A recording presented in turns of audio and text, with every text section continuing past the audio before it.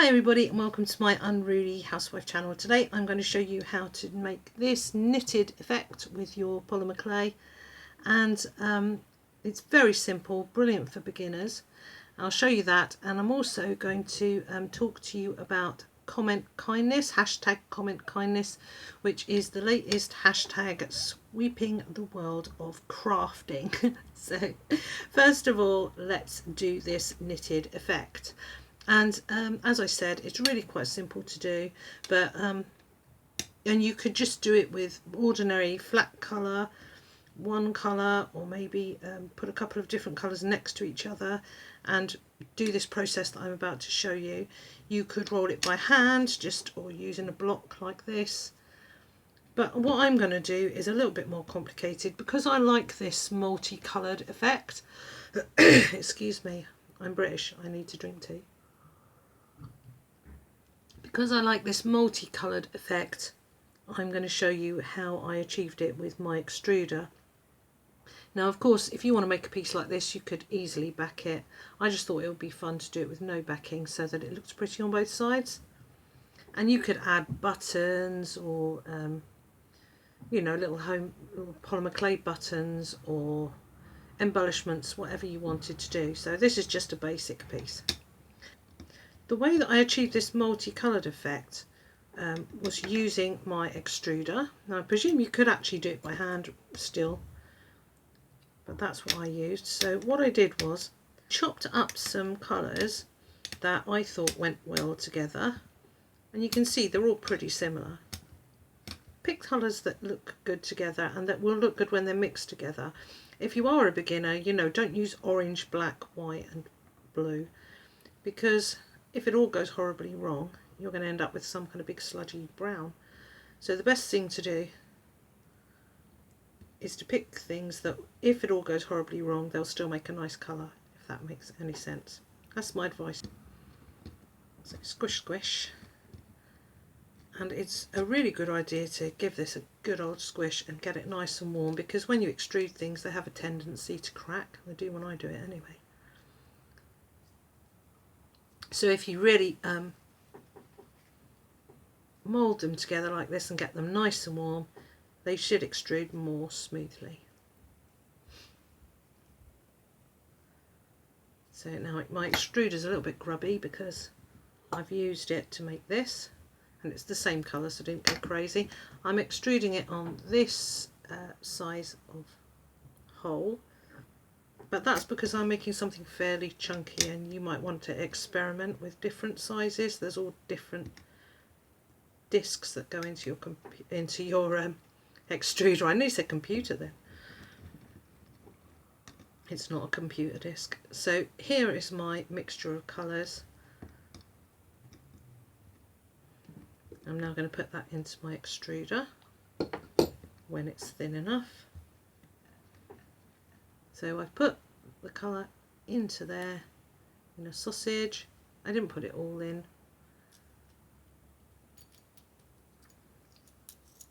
And now I'm putting that on. Okay. And now I'm going to turn this, and it's going to push that out. Please excuse the noise. This is a Makins extruder.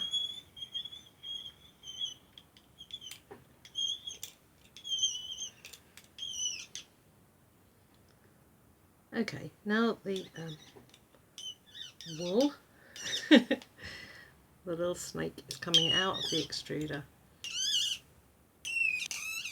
I mean, it's very... Sometimes you get an air bubble. That's what happened there, but fortunately it's about where I wanted to stop. So, that was insane. Most people don't use their extruder as a pop gun. Okay, I'll just shorten it slightly. Now I roll this, and the reason I'm rolling it is because, as I said, the extruder quite often gives it a little bit of a cracked look. Okay, I've now taken my extrusions and I have cut them into handy dandy lengths and just made them nice and smooth with my acrylic block by rolling them, you know, firmly, not going too mad. Now I'm going to start to create the look of knitting. So putting my lengths together, I now twist them. Now this one I'm going to twist the first one away from me, and it's important that we remember which way we twisted it. So I'm twisting it away from me. Commit that commit that to memory, okay? I'm trying to keep it fairly even all the way along, not succeeding there, and not pressing too hard with my fingers. I want this to look knitted. You don't have to do it as chunkily as this.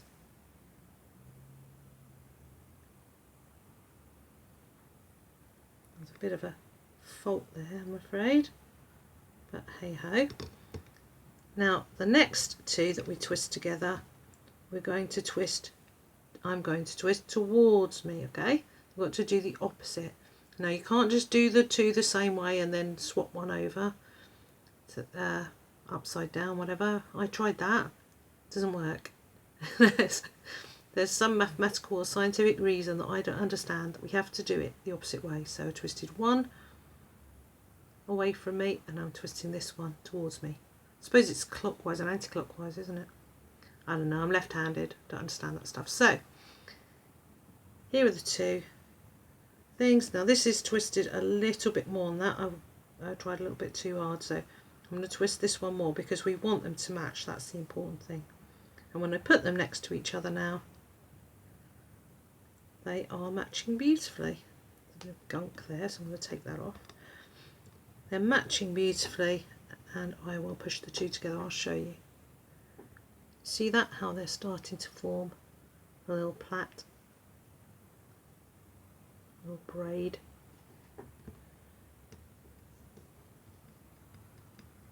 And then we just push the two halves together, keeping them lined up, making sure they look similar in size, and then trim. And this one's got a tiny bit fat towards the end. You can usually jump back in and adjust it if you need to. And then I can trim this down.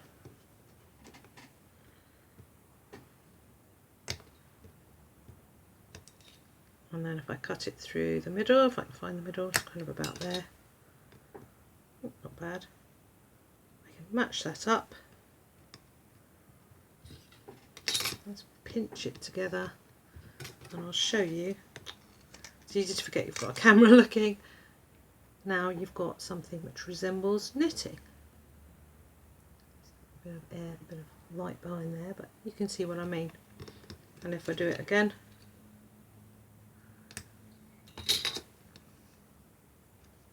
now we're really looking at a little block of knitting. And I can carry on and do that until I have as much as I want. As big an area of knitting as I want. And when I want to go around the edges of it, I would just take two pieces like this and twist them together. Now I'm not sure if this is going to fit, but I'll give it a go. So to go around the edge and to tidy up, of course you can cut out any shape you like out of that.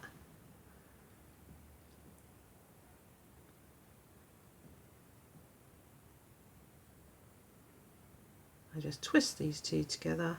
Let's make sure that it's a good depth for what I want. So it looks like the rest of it. Turn it around.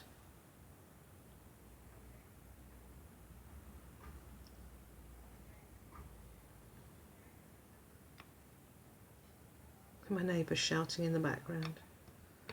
This is city living, folks. Okay, let's see if that's long enough and fat enough. No, it looks pretty good. So I'll just square this up a bit.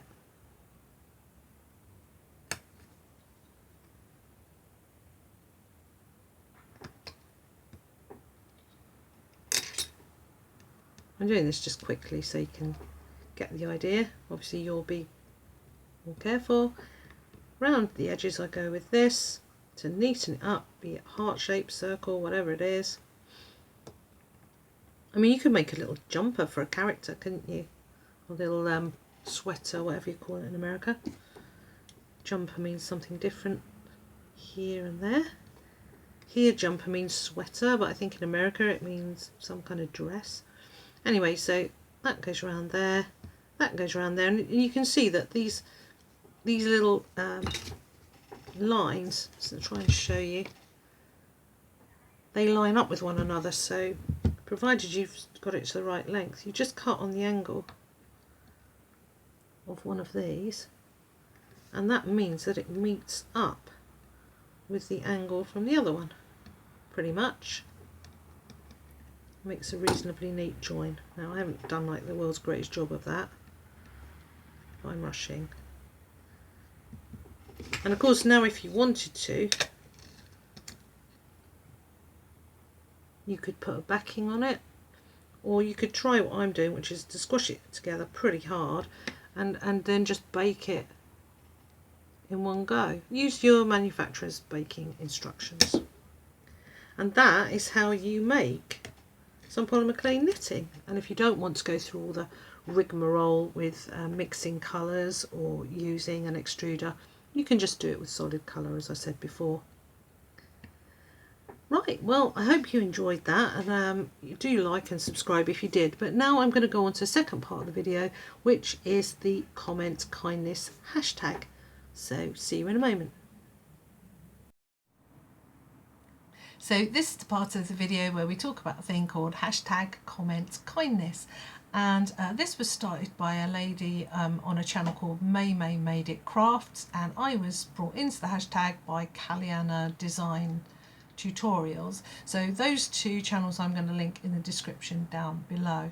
And the point of the hashtag is to celebrate people who leave kind comments on YouTube and to dissuade people from being unkind.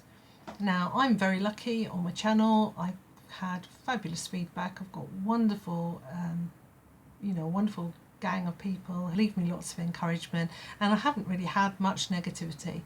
I do get I get the odd instant thumbs down when I upload from people who haven't had any chance to watch it, but that generally I find that quite funny. So yeah, I'm really grateful to everybody who watches my channel. I'm not going to read out your flattering comments. That's one suggestion as to what we should do on the hashtag. I'm way too British for that. But you have all been really uplifting and wonderful, and spread the love. And if someone's being mean to you on your channel, take your sails out of their wind. Don't even let them affect your direction. Just do what you want to do. Yeah, so thank you for watching. I just want to spread the love right back to you wonderful people, and I wish I hadn't worn this t-shirt today. Why? I was halfway through the tutorial and I thought, no, I'm wearing exactly the wrong t-shirt. Anyway, thank you for watching. Love you all.